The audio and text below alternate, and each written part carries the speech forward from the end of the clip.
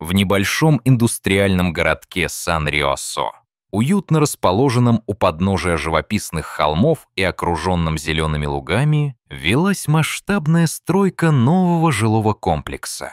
Производственный гул становился неотъемлемой частью повседневной жизни местных жителей. Их каждое утро встречали громкие удары молотков и грохот бетономешалок. Вечера наполнялись запахом горячего асфальта, свежеиспеченного цемента и легкой пылью, что клубилось в лучах заходящего солнца. Для человека, незнакомого с индустриальной жизнью, эти звуки, казалось бы, могли показаться раздражающими, но для жителей Сан-Риосо они стали символом перемен и надежд. Строительство жилого комплекса обещало создать десятки новых рабочих мест, а также вдохнуть новую жизнь в обветшалые кварталы города. Это был политически и социально важный проект. Шанс для района преобразиться, чтобы стать современным и комфортным для жизни. Именно на этой площадке развернулась история, которая могла показаться фантазией, если бы ее не видела целая сотня свидетелей. Это была история о женщине-инженере и маленьком бездомном щенке, чей судьбоносный порыв изменил ход событий на строительстве. Во главе стройки стояла Анна Салазар, женщина с почти 20-летним профессиональным опытом.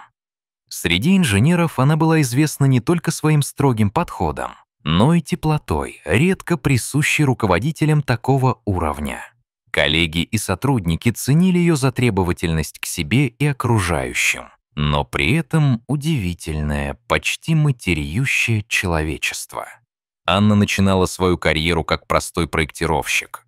Ей выпала честь приниматься за несколько сложнейших строительных объектов, где она зарекомендовала себя вниманием к деталям и ответственным отношениям.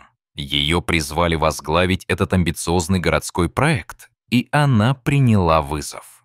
В отличие от многих, Анна была не кабинетным инженером. Как говорили рабочие, она ежедневно появлялась на строительной площадке, в каске и с чертежами под мышкой, измеряла уровни, следила за качеством работ и при необходимости не стеснялась помочь рабочим перетащить тяжелую балку. Такое отношение вызывало искреннее уважение у тех, кто поначалу относился к женщине-руководителю с долей скепсиса. Анна охотно общалась с людьми, зная, что уважение и человеческое тепло не менее важны, чем зарплата. Она часто находила минуту, чтобы принести кому-то чашку горячего кофе, подбодрить усталого каменщика или просто улыбнуться наедине с работником, давая почувствовать себя нужным. В такой атмосфере стройка работала иначе. Меньше было ссор и раздражения, больше взаимопомощи и поддержки. В гуще рабочего шума и тяжелого труда на площадке однажды появился маленький щенок. Мальчик был грязным и худым. Его тонкая шерсть буквально просвечивала через проступающие ребра. Его глаза, настороженные и одновременно удивленные, показались Анне невероятно трогательными. Рабочие махнули рукой, говорили, что такие уличные собаки тут повсюду и сама уйдет. Но щенок оставался. Он осторожно подходил к людям, короткими неуверенными шагами, покачивая хвостом, будто пытаясь понять, кто здесь может его принять. Именно Анна стала первой, кто наклонился к нему, заговорил ласковым, теплым голосом. «Ты не можешь здесь остаться, малыш, но я позабочусь о тебе». Щенок словно понял, он тут в безопасности. Он прижался мордочкой к ее руке. Впервые за долгое время почувствовал заботу. Так мальчик, получивший кличку Чарли, незаметно стал полноправным членом стройки. С каждым днем жизни стройки изменялись. И это во многом благодаря Чарли. Щенок быстро завоевал сердца всех рабочих. Он встречал их у ворот с рассветом, вилял хвостом и радостно прыгал, как будто сам рад начинаться новому дню. По вечерам он провожал, словно охраняя тепло дома, иногда словно понимая происходящее. Приносил обрывки тряпок или куски пластика. Мало кому понятный подарок, но все же проявление дружбы.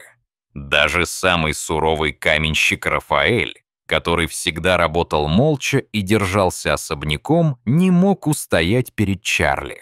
Сначала он отталкивал щенка, продолжая молчаливо заниматься своим трудом, но через пару недель с коллегой признался: когда он рядом, становится легче. Сядешь перекурить, а он ляжет у ног.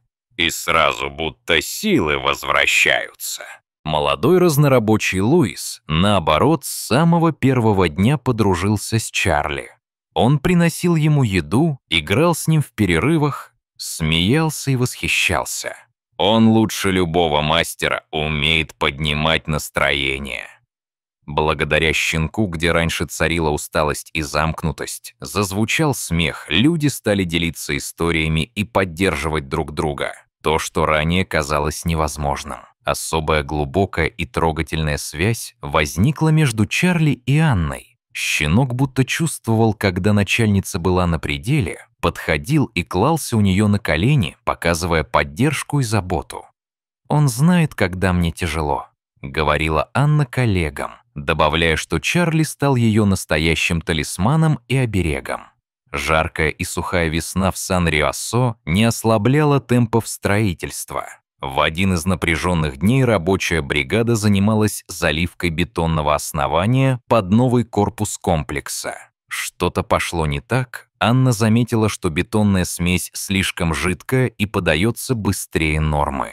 Спеша перевести оператору насосов предупреждение и остановить подачу, она оступилась на влажной деревянной балке и упала прямо в поток бетона. Пленка густого бетона мгновенно окутала Анну по ногам, затягивая смесью выше. Она начала звать на помощь, но рев насосов заглушал крики. Первый тревогу поднял Чарли.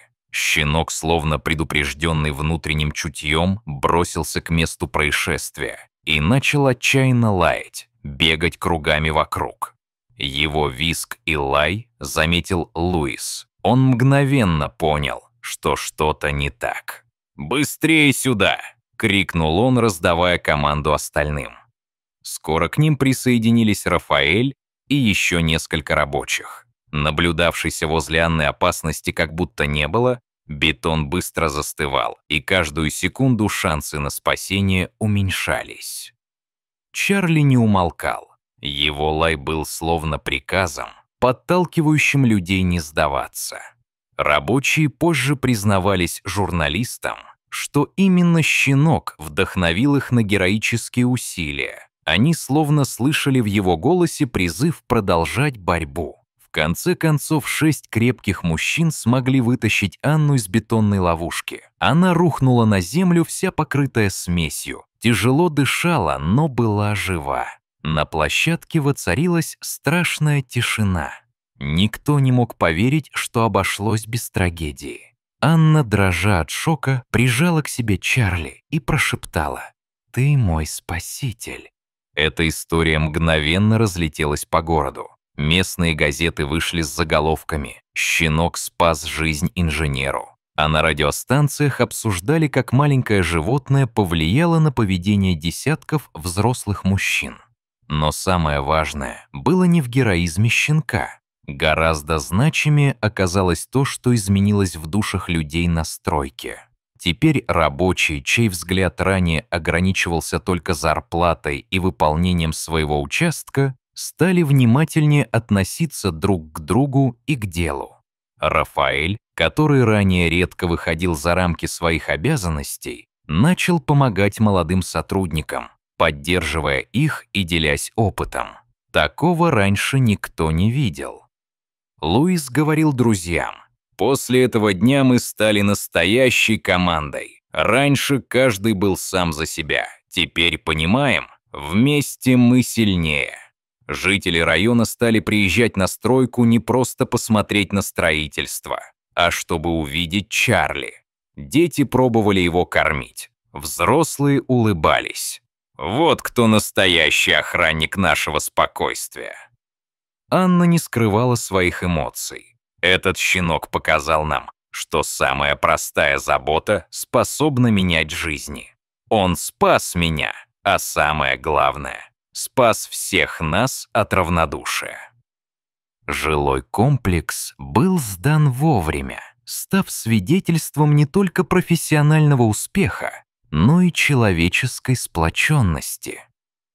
Однако, когда жители Сан-Риосо говорили о новых домах, они вспоминали не только бетон и арматуру, сколько историю одного маленького бездомного пса, который перевернул их представление о силе и надежде. Чарли остался жить у Анны. Сегодня он вырос в крепкого, уверенного пса, который по-прежнему встречает рабочих на площадке у ворот, словно оберегая место, где произошла невероятная история. Для многих он стал символом удачи и веры в добро. Глядя на него, люди осознают, несмотря на суровые условия, там всегда найдется место теплоте и человечности.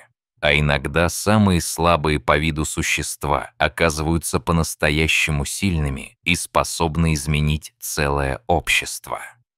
Дорогие зрители, что вы думаете об этой трогательной истории? Поделитесь мнением в комментариях. Если вам понравилось видео, ставьте лайк и подписывайтесь на канал.